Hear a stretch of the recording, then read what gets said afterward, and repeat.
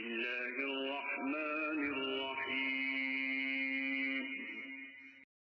الحمد لله الذي أنزل على عبده الكتاب ولم يجعل له عوجا قيما لينذر بأسا شديدا من لدنه ويبشر المؤمنين الذين يعملون الصالحات أن لهم أجرا حسنا ماكثين فيه أبدا وينذر الذين قالوا اتخذ الله ولدا ما لهم به من علم ولا لآبائهم كبرت كلمة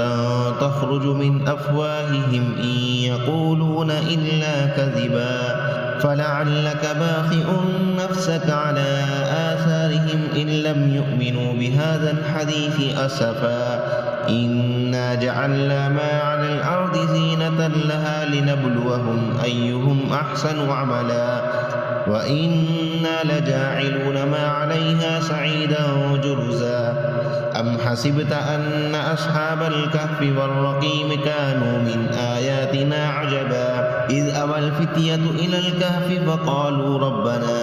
آتنا من لدنك رحمة وهيئ لنا من أمرنا رشدا فضربنا على آذانهم في الكهف سنين عددا ثم بعثناهم لنعلم أي الحزبين أحصى لما لبثوا أمدا نحن نقص عليك نبأهم بالحق إنهم فتية آمنوا بربهم وزدناهم هدى وربطنا على قلوبهم إذ قاموا فقالوا ربنا رب السماوات والأرض لن ندعو من دونه إلها لقد قلنا إذا شططا هؤلاء قوم اتخذوا من دونه آلهة لولا يأتون عليهم بسلطان بين فمن أظلم ممن افترى على الله كذبا وإذ اعتزلتموهم وما يعبدون إلا الله فأووا إلى الكهف ينشر لكم ربكم من رحمته ويهيئ لكم من أمركم مرفقا وترى الشمس إذا طلعت تزاور عن كهفهم ذات اليمين وإذا غربت تقرضهم ذات الشمال وهم في فجوة منه ذلك من آيات الله من يهد الله فهو المهتد ومن يضلل فلن تجد له وليا مرشدا وتحسبهم أيقاظا وهم رقود ونقلبهم ذات اليمين وذات الشمال وكلبهم باسط ذراعيه بالوصيد لو اطلعت عليهم لوليت منهم فرارا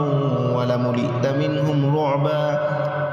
وكذلك بعثناهم ليتساءلوا بينهم قال قائل منهم كم لبثتم قالوا لبثنا يوما أو بعض يوم قالوا ربكم أعلم بما لبثتم فابعثوا أحدكم بورقكم هذه إلى المدينة فلينظر أيها أزكى طعاما فليأتكم برزق منه وليتلطف ولا يشعرن بكم أحدا إنهم إن يظهروا عليكم يرجموكم أو يعيدوكم في ملتهم ولن تفلحوا إذا أبدا وكذلك أعثرنا عليهم ليعلموا أن بعد الله حق وأن الساعة لا ريب فيها إذ يتنازعون بينهم أمرهم فقالوا ابنوا عليهم بنيانا ربهم أعلم بهم قال الذين غلبوا على أمرهم لنتخذن عليهم مسجدا سيقولون ثلاثة رابعهم كلبهم ويقولون خمسة سادسهم كلبهم رجما بالغيب ويقولون سبعة وثامنهم كلبهم قل ربي أعلم بعدتهم ما يعلمهم إلا قليل فلا تمار فيهم إلا مراء ظاهرا ولا تستفت فيهم منهم أحدا ولا تقولن لشيء إني فاعل ذلك غدا إلا أن يشاء الله واذكر ربك إذا نسيت وقل عسى أن يهديني ربي لأقرب من هذا رشدا ولبثوا في كهفهم 300 سنين وازدادوا 9. قل الله أعلم بما لبثوا له غيب السماوات والأرض أبصر به وأسمع ما لهم من دونه من ولي ولا يشرك في حكمه أحدا. واتل ما أوحي إليك من كتاب ربك لا مبدل لكلماته ولن تجد من دونه ملتحدا. واصبر نفسك مع الذين يدعون ربهم بالغداة والعشي يريدون وجهه ولا تعد عيناك عنهم تريد زينة الحياة الدنيا ولا تطع من أغفلنا قلبه عن ذكرنا واتبع هواه وكان أمره فرطا. وقل الحق من ربكم فمن شاء فليؤمن ومن شاء فليكفر إنا أعتدنا للظالمين نارا أحاط بهم سرادقها وإن يستغيثوا يغاثوا بماء كالمهل يشوي الوجوه بئس الشراب وساءت مرتفقا. إن الذين آمنوا وعملوا الصالحات إنا لا نضيع أجر من أحسن عملا أولئك لهم جنات عدن تجري من تحتهم الأنهار يحلون فيها من أساور من ذهب ويلبسون ثيابا خضرا من سندس واستبرق متكئين فيها على الأرائك نعم الثواب وحسنت مرتفقا. واضرب لهم مثلا رجلين جعلنا لأحدهما جنتين من أعناب وحففناهما بنخل وجعلنا بينهما زرعا كلتا الجنتين آتت أكلها ولم تظلم منه شيئا وفجرنا خلالهما نهرا وكان له ثمر فقال لصاحبه وهو يحاوره أنا أكثر منك مالا وأعز نفرا ودخل جنته وهو ظالم لنفسه قال ما أظن أن تبيد هذه أبدا وما أظن الساعة قائمة ولئن رددت إلى ربي لأجدن خيرا منها منقلبا. قال له صاحبه وهو يحاوره أكفرت بالذي خلقك من تراب ثم من نطفة ثم سواك رجلا لكن هو الله ربي ولا أشرك بربي أحدا. ولولا إذ دخلت جنتك قلت ما شاء الله لا قوة إلا بالله إن ترني أنا أقل منك مالا وولدا فعسى ربي أن يؤتيني خيرا من جنتك ويرسل عليها حسبانا من السماء فتصبح سعيدا زلقا أو يصبح ماؤها غورا فلا تستطيع له طلبا وأحيط بثمره فأصبح يقلب كفيه على ما أنفق فيها وهي خاوية على عروشها ويقول يا ليتني لم أشرك بربي أحدا ولم تكن له فئة ينصرونه من دون الله وما كان منتصرا هنالك الولاية لله الحق هو خير ثوابا وخير عقبا. واضرب لهم مثل الحياة الدنيا كماء إن أنزلناه من السماء فاختلط به نبات الأرض فأصبح هشيما تذروه الرياح وكان الله على كل شيء مقتدرا. المال والبنون زينة الحياة الدنيا والباقيات الصالحات خير عند ربك ثوابا وخير أملا. ويوم نسير الجبال وترى الأرض بارزة وحشرناهم فلم نغادر منهم أحدا وعرضوا على ربك صفا لقد جئتمونا كما خلقناكم أول مرة بل زعمتم أن لن نجعل لكم موعدا. ووضع الكتاب فترى المجرمين مشفقين مما فيه ويقولون يا ويلتنا ما لهذا الكتاب لا يغادر صغيرة ولا كبيرة إلا أحصاها ووجدوا ما عملوا حاضرا ولا يظلم ربك أحدا. وإذ قلنا للملائكة اسجدوا لآدم فسجدوا إلا إبليس كان من الجن ففسق عن أمر ربه أفتتخذونه وذريته أولياء شاء من دوني وهم لكم عدو بئس للظالمين بدلا ما أشهدتهم خلق السماوات والأرض ولا خلق أنفسهم وما كنت متخذ المضلين عضدا ويوم يقول نادوا شركائي الذين زعمتم فدعوهم فلم يستجيبوا لهم وجعلنا بينهم موبقا ورأى المجرمون النار فظنوا أنهم مواقعوها ولم يجدوا عنها مصرفا ولقد صرفنا في هذا القرآن للناس من كل مثل وكان الإنسان أكثر شيء جدلا وما منع الناس أن يؤمنوا إذ جاءهم الهدى ويستغفروا ربهم إلا أن تأتيهم سنة الأولين أو يأتيهم العذاب قبلا وما نرسل المرسلين إلا مبشرين ومنذرين ويجادل الذين كفروا بالباطل ليدحضوا به الحق واتخذوا آياتي وما أنذروا هزوا ومن أظلم ممن ذكر بآيات ربه فأعرض عنها ونسي ما قدمت يداه إنا جعلنا على قلوبهم أكنة أن يفقهوه وفي آذانهم وقرا وإن تدعهم إلى الهدى فلن يهتدوا إذا أبدا وربك الغفور ذو الرحمة لو يؤاخذهم بما كسبوا لعجل لهم العذاب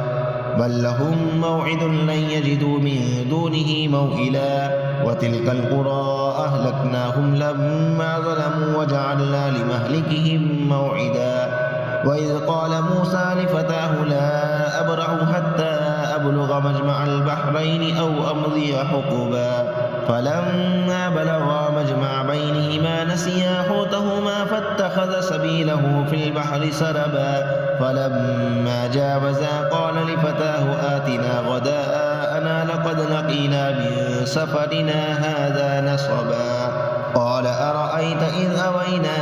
إلى الصخرة فإني نسيت الحوت وما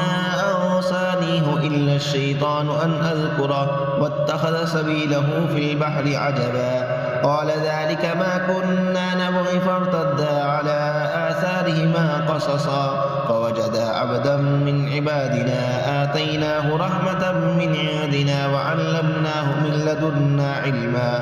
قال له موسى هل أتبعك على أن تعلمني مما علمت رشدا قال إنك لن تستطيع معي صبرا وكيف تصبر على ما لم تحط به خبرا قال ستجدني إن شاء الله صابرا ولا أعصي لك أمرا قال فإن اتبعتني فلا تسألني عن شيء حتى أحدث لك منه ذكرا فانطلقا حتى إذا ركبا في السفينة خرقها قال أخرقتها لتغرق أهلها لقد جئت شيئا إمرا قال ألم أقل إنك لن تستطيع معي صبرا قال لا تؤاخذني بما نسيت ولا ترهقني من أمري عسرا فانطلقا حتى إذا لقيا غلاما فقتله قال أقتلت نفسا زكية بغير نفس لقد جئت شيئا نكرا قال ألم أقل إنك لا تستطيع معي صبرا قال إن سألتك عن شيء بعدها فلا تصاحبني قد بلغت من لدني عذرا فانطلقا حتى إذا أتيا أهل قرية استطعما أهلها فأبوا أن يضيفوهما فوجدا فيها جدارا يريد أن ينقض فأقامه قال لو شئت لاتخذت عليه أجرا قال هذا فراق بيني وبينك سأنبئك بتأويل ما لم تستطع عليه صبرا أما السفينة فكانت لمساكين يعملون في البحر فأردت أن أعيبها وكان وراءهم ملك يأخذ كل سفينة غصبا وأما الغلام فكان أبواه مؤمنين فخشينا أن يرهقهما طغيانا وكفرا فأردنا أن يبدلهما ربهما خيرا منه زكاة وأقرب رحما فأما الجدار فكان لغلامين يتيمين في المدينة وكان تحته كنز لهما وكان أبوهما صالحا فأراد ربك أن يبلغا أشدهما ويستخرجا كنزهما رحمة من ربك وما فعلته عن أمري ذلك تأويل ما لم تستطع عليه صبرا ويسألونك عن ذي القرنين قل سأتلو عليكم منه ذكرا إنا مكنا له في الأرض وآتيناه من كل شيء سببا فأتبع سببا حتى إذا بلغ مغرب الشمس وجدها تغرو في عين حمئة ووجد عندها قوما قلنا يا ذا القرنين إما أن تعذب وإما أن تتخذ فيهم حسنا قال أما من ظلم فسوف نعذبه ثم يرد إلى ربه فيعذبه عذابا نكرا وأما من آمن وعمل صالحا فله جزاء الحسنى وسنقول له من أمرنا يسرا ثم أتبع سببا حتى إذا بلغ مطلع الشمس وجدها تطلع على قوم لم نجعل لهم من دونها سترا كذلك وقد أحطنا بما لديه خبرا ثم أتبع سببا حتى إذا بلغ بين السدين وجد من دونهما قوما لا يكادون يفقهون قولا قالوا يا ذا القرنين إن يأجوج ومأجوج مفسدون في الأرض فهل نجعل لك خرجا على أن تجعل بيننا وبينهم سدا قال ما مكنني فيه ربي خير فاعينوني بقوة أجعل بينكم وبينهم ردما آتوني زبر الحديد حتى إذا سابا بين الصدفين قال انفخوا حتى إذا جعله نارا قال آتوني أفرغ عليه قطرا فما استطاعوا أن يظهروه وما استطاعوا له نقبا قال هذا رحمة من ربي فإذا جاء وعد ربي جعله دكا وكان وعد ربي حقا وتركنا بعدهم يومئذ يموج في بعد ونفخ في السور فجمعناهم جمعا وعرضنا جهنم يومئذ للكافرين عرضا الذين كانت أعينهم في غطاء عن ذكري وكانوا لا يستطيعون سمعا أفحسب الذين كفروا أن يتخذوا عبادي من دوني أولياء إنا أعتدنا جهنم للكافرين نزلا قل هل ننبئكم بالأخسرين أعمالا الذين ضل سعيهم في الحياة الدنيا وهم يحسبون أنهم يحسنون صنعا أولئك الذين كفروا بآيات ربهم ولقائه فحبطت أعمالهم فلا نقيم لهم يوم القيامة وزنا ذلك جزاؤهم جهنم بما كفروا واتخذوا آياتي ورسلي هزوا إن الذين آمنوا وعملوا الصالحات كانت لهم جنات الفردوس نزلا خالدين فيها لا يبغون عنها حولا قل لو كان البحر مدادا لكلمات ربي لنفد البحر قبل أن تنفد كلمات ربي ولو جئنا بمثله مددا قل إنما أنا بشر مثلكم يوحى إلي أنما إلهكم إله واحد فمن كان يرجو لقاء ربه فليعمل عملا صالحا ولا يشرك بعبادة ربه أحدا صدق الله العظيم.